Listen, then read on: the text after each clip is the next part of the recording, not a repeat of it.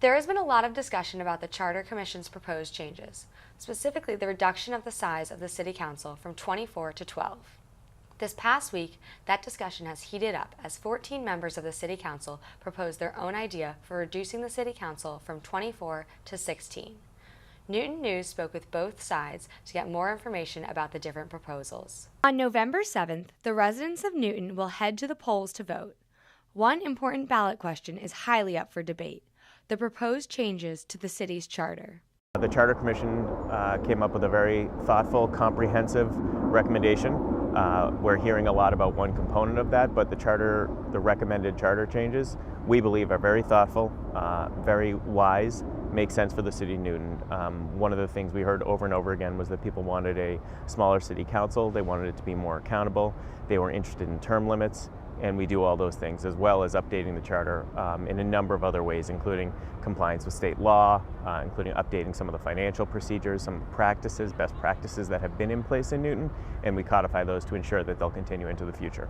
In response, on September 25th, a group of 14 city councilors announced their support for the second suggestion, a home rule proposal. This proposal includes none of the other changes the Charter Commission has put forward. There are a number of flaws with the proposal. First of all, the substance of the proposal is something that we vetted in the Charter Commission and determined was not in the best interest of the city.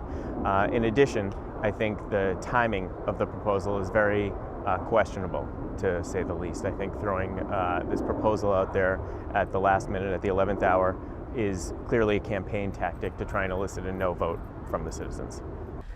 One dispute with the proposed changes to the charter is the potential to lose local representation in the downsizing of the City Council. In terms of access to who will actually get to run, when I first ran, I had children, I had a day job, but I was able to knock on every door and meet all the voters. I spent $9,000, and I was able to do that because it was a ward seat.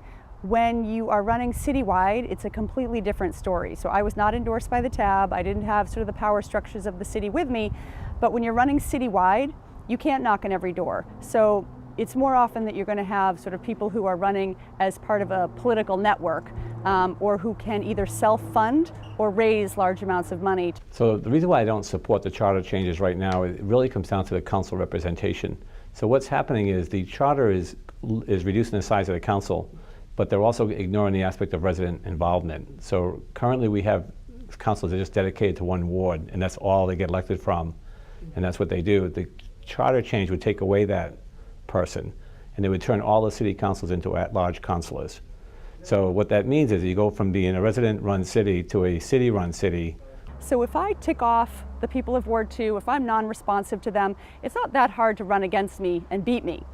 But if I'm elected citywide, I can tick off the people of Ward 2. I can lose the Ward 2 vote and still easily win re-election because it's such a big city. However, not all voters feel that their ward councilors are their only local voice. I really don't think we're losing that kind of local representation. I think the no side is really sort of, focusing on that, and I think they're effectively messaging it, but I don't think they're accurately messaging it, but they're creating a lot of fear. Krensman says that the committee maintained local representation through residency requirements. The proposal maintains ward-based representation. One of the first things we as a commission decided was that there is a strong history of geographical diversity on the city council and on the school committee, on all of our elected bodies, and we preserve that by ensuring that one representative from the council, at least one representative from the council, will come from each of the 8 wards. We thought very carefully about whether those people should be elected by the ward or by the city as a whole. And after talking to city councilors about the job description, after speaking with former city councilors and listening to people, we determined that it was best to keep those people elected by the entire city, make them accountable to all the residents of Newton.